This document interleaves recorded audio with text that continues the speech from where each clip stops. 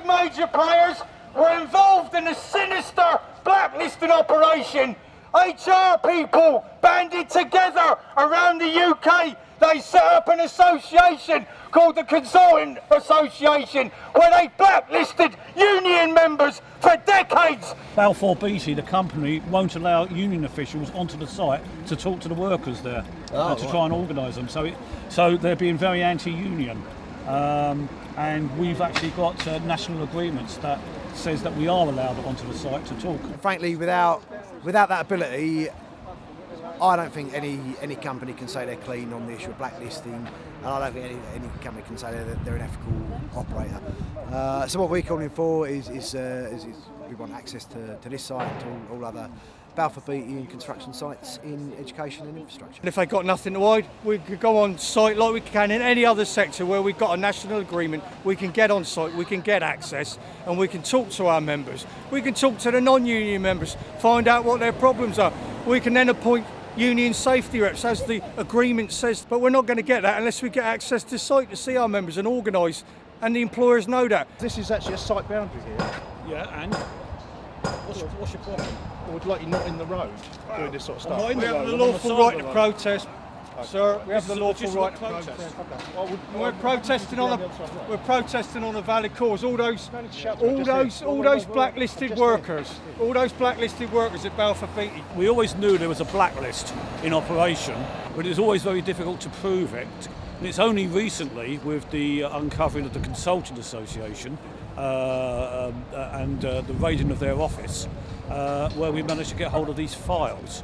And my file, for example, had all sorts of inflammatory information on it about me being a troublemaker, me being a member of a legal political party, the fact that I went on lots of demonstrations and lots of meetings. They give me my file, heavily redacted. Oh, he's a good worker, an excellent worker, but he's a trade unionist. Watch him. He's a leftist, he's an activist. Don't deal with him. He has too many health and safety issues. I've thrown off about 7 or 8 jobs. Some people came up to me and said, oh, sorry, you're no longer suited, you've got to go. Others come up and I said to them, well, what is the reason? They said, oh, we can't tell you. I was working on a Taylor Woodrow site in East Croydon, 1969, when I was 21. I was elected shop steward for the carpenters.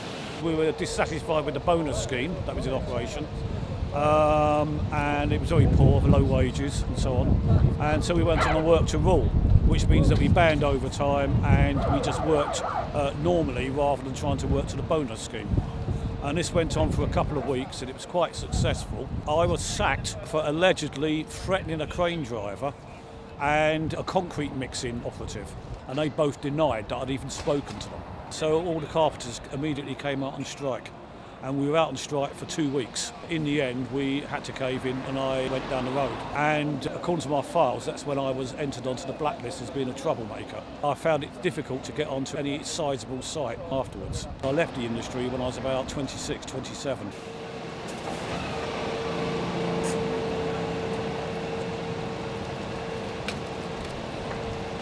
Oh, well done. I thought we did a move. Standing up for the fellow workers in there. They've been blacklisted. Our union members can't get work just for belonging to a union and being a member.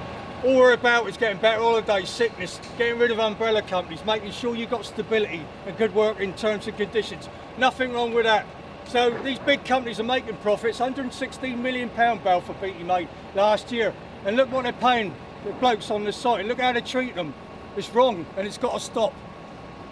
Right. I'm going to have to send you away, yeah? Yeah. All right. I'll ring the office now. Probably we're going to schedule for later today, if not tomorrow, yeah? Christmas 1969, I managed to get onto a very large John Lang construction site. I was on there for 8 days and one of the foremen came up to me and said, we're transferring you to another site. I refused to go, they sacked me. All the carpenters went out, on a work to rule immediately. I did a one-person picket outside the site with placards. John Lang Construction then sacked all the carpenters and brought in a labour-only subcontractor, a notorious company called Whelan and Wright. That led to a major dispute which lasted for 3 months. The Amalgamated Society of Woodworkers union leadership sold us down the river basically by saying that as long as we allow the subcontractors the opportunity to join the union, then the dispute was over. And of course most of them didn't want to join the union. On my file it made reference to me allegedly causing problems at a Ruskin College summer school. Where did they get that information from? They could have only have got it from union officials, Amalgamated Society of Woodworkers union officials who were actually organising the summer school. I hadn't heard about this blacklisting, but when I read about it, it was really shocking how people's livelihoods have been ruined. People have apparently killed themselves over the issue. So it's really serious and very shady. We've got a fair amount of students here today, so I think it's becoming more of a thing that students are kind of noticing and getting involved with.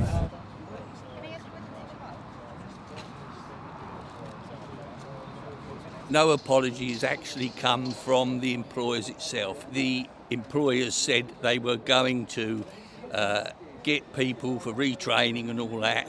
I've never been offered any retraining or offer of a job, and I know quite a few other colleagues who have been blacklisted haven't been offered it either. We believe there's still networking going on in the agencies that are buffer. They're blacklisting our union members. We want direct employment, people getting holiday pay, proper sick pay. None of this having to set yourself up as a public limited company, being exploited, and then you're living in fear.